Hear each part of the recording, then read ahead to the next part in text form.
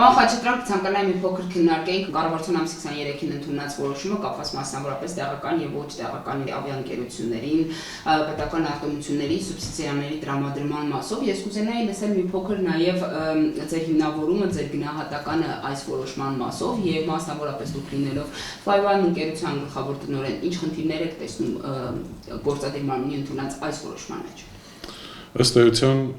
23 ապրիլին ընդունվեց կառավարության որոշում, որով որ սահմանվեց սուբսիդիաների գործուն մեխանիզմ թե տեղական եւ թե օտարերկրյա ավիափոխադրողների համար։ Առաջին հայացքից թվում է, թե ինքը ամբողջությամբ ծածկում է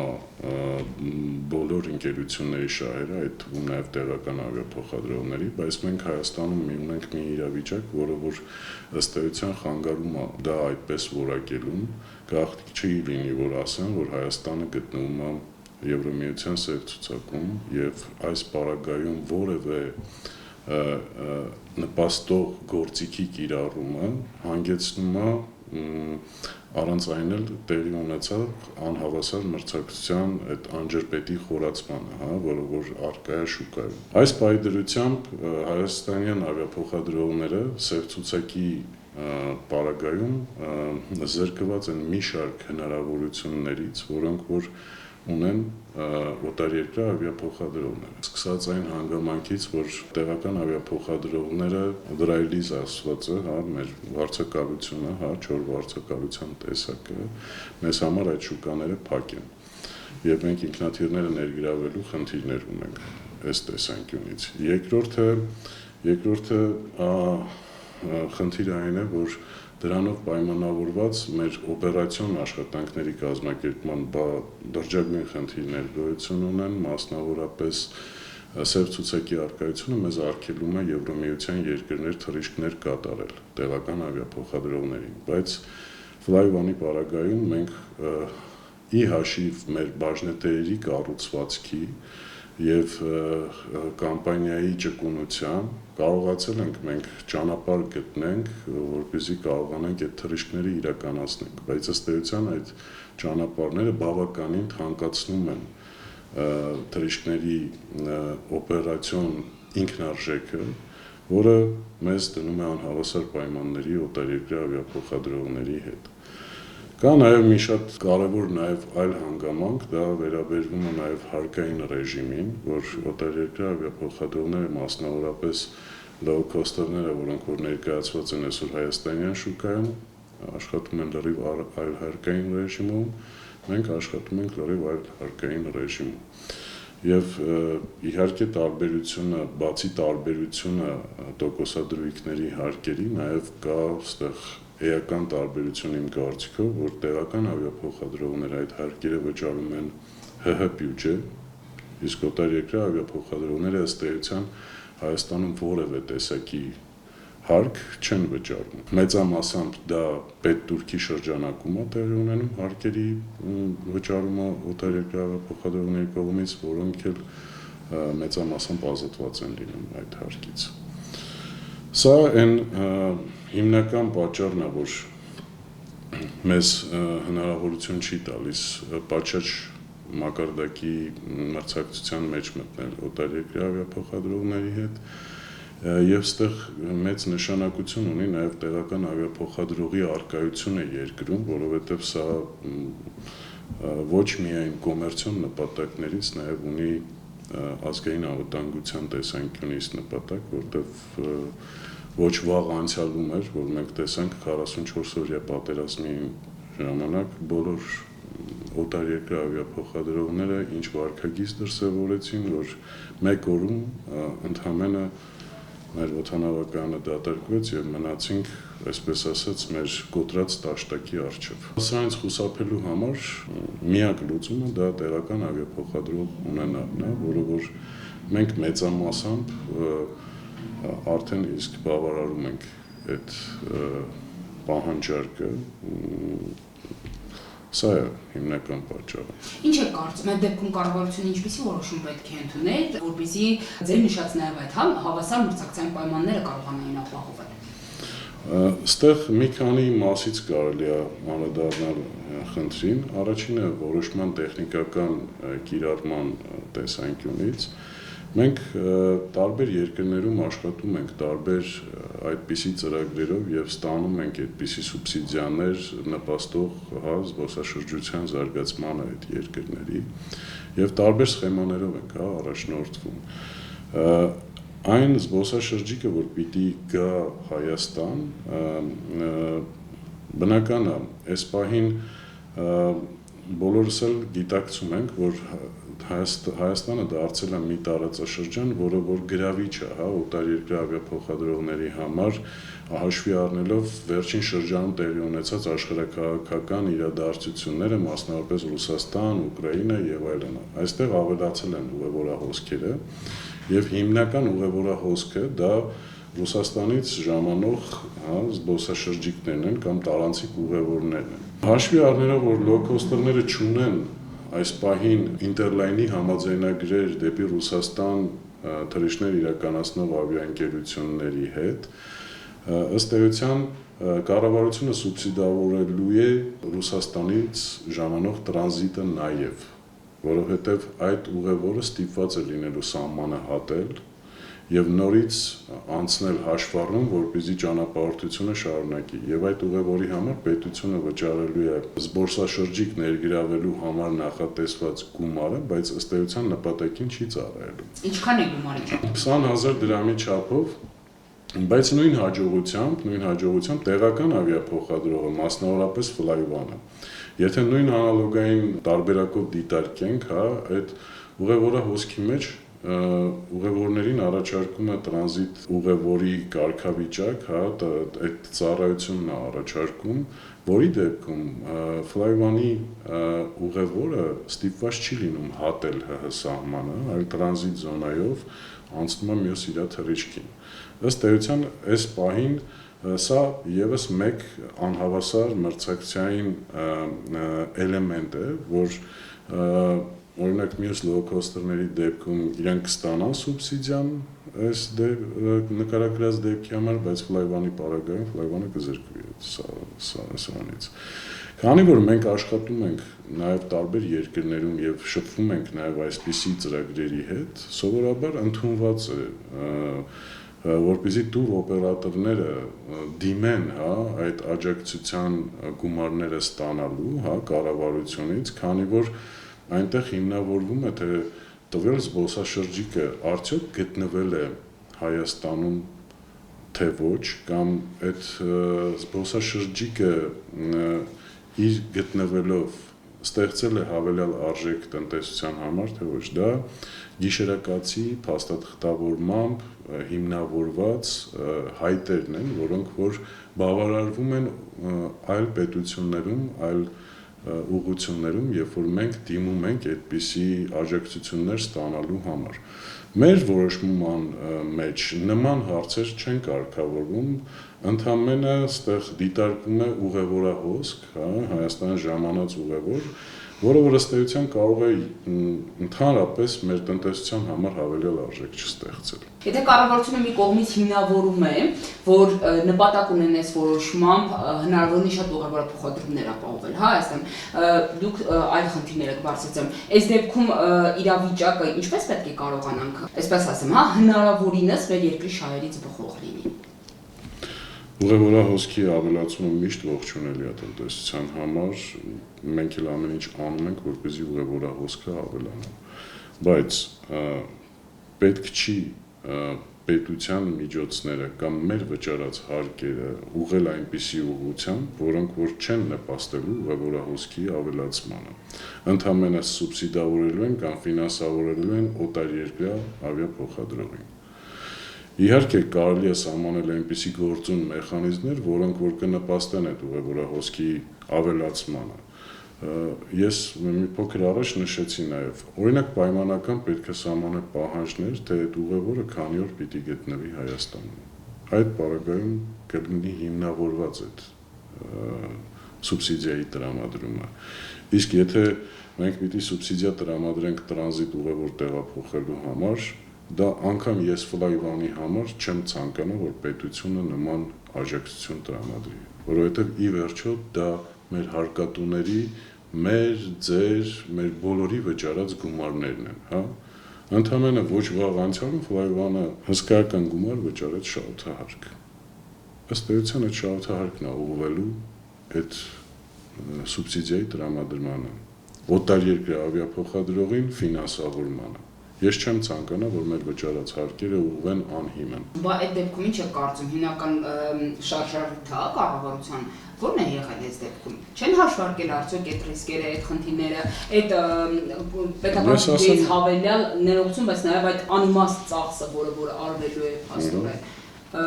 Ինչ շարժառիթ ունեցել, ինչ նպատակ ունեցել կառավարությունը։ Այսպես ասեմ, մինչև կառավարության որոշման ընդունումը մենք մեր դիրքորոշումը հայտնել ենք այս ծրագրի շուրջ եւ հայտնել ենք այն բացասական երևույթների մասին, որ կարող է նաեւ ապագայում առնչվենք, մասնավորապես հենց նույն այդ տրանզիտային ուղևորահոսքի ռիսկերին, որը որ ինչ-ինչ պայմաններով ուղղակի անտեսվել։ Սա մեր դիրքորոշումը ժամանակին ներկայացված է, թե ինչի հաշվի չի առնվել, այդ արդեն հարցը ես խուսափ եմ։ Այսինքն դուք ներկայացրել եք նաև կոնկրետ առաջարկներ, կոնկրետ հիմնավորումներ կառավարությանը, որ օրինակ մինչև տվյալ որոշման ընդունումը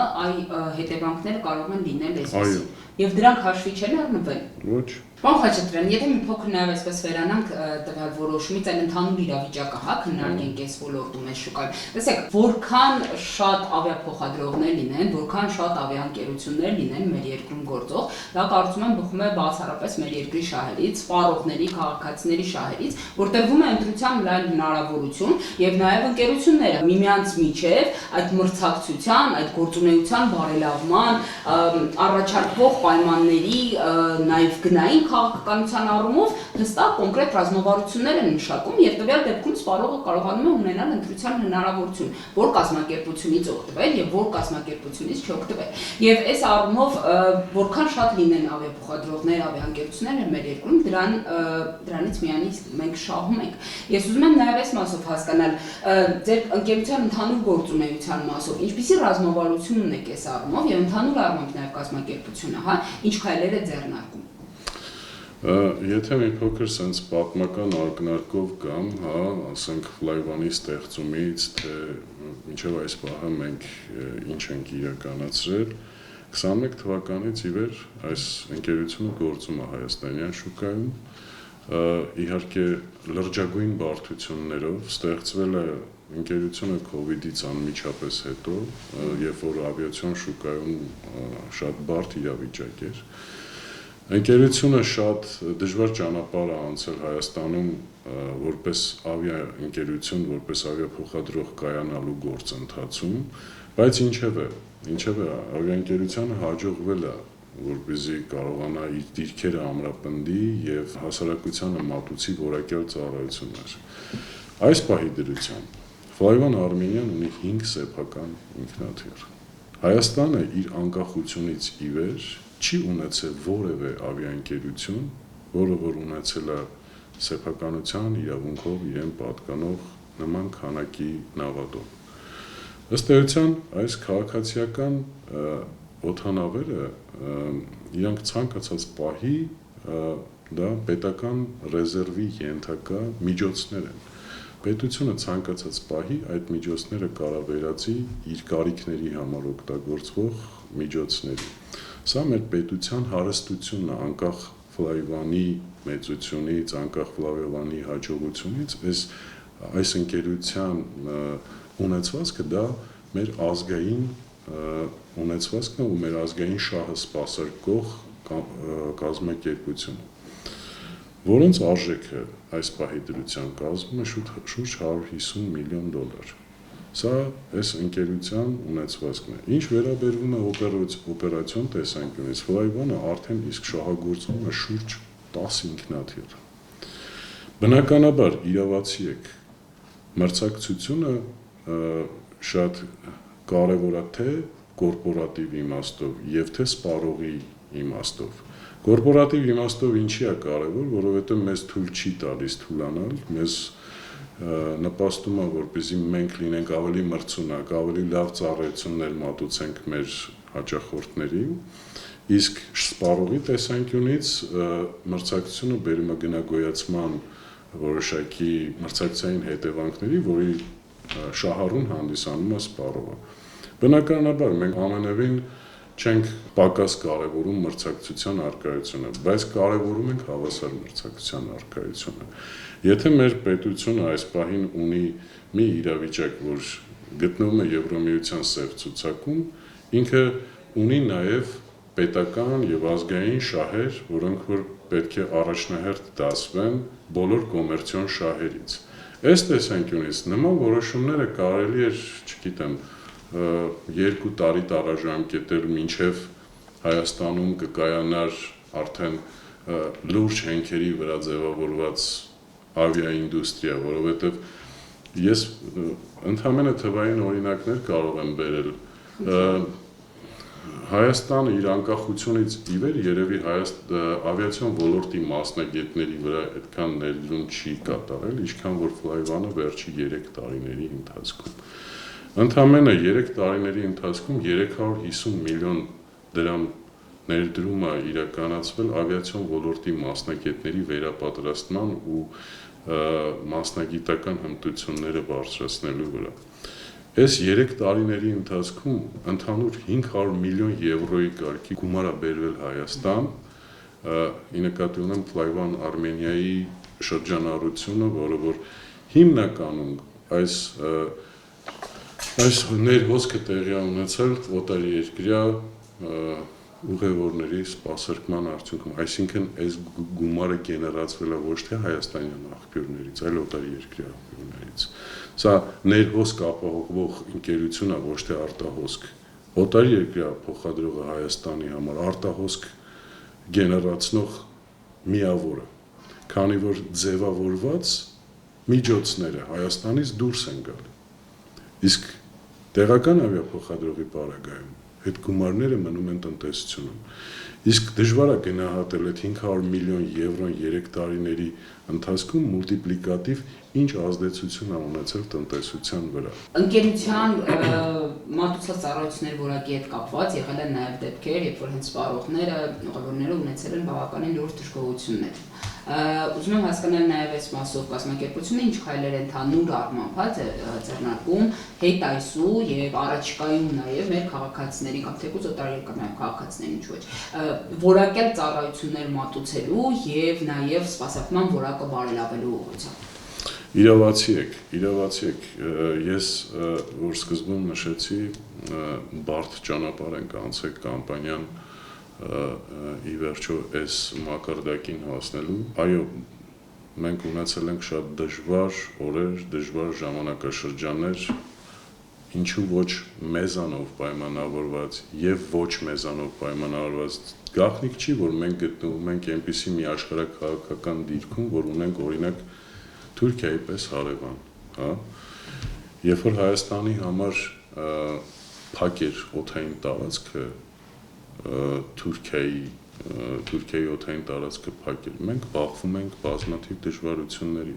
Սա ընկերության դժվարությունն է, ընկերությունից եկող դժվարություններ չեն, սա աշխարհաքաղաքական, մեր արտաքին քաղաքականությունից բխող դժվարություններ են, որոնք որ պրոյեկցվում են նաև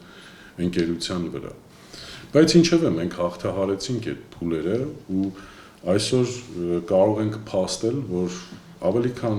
տարի-տարուկես ժամանակահատված Flyone Armenia-ն իր ուղևորներին մատուցում է որակյալ ծառայություններ ու գնալով այդ որակը էլ ավելի կլավանա, կադապտացվի մեր շուկային, մեր երկրի ուղևորների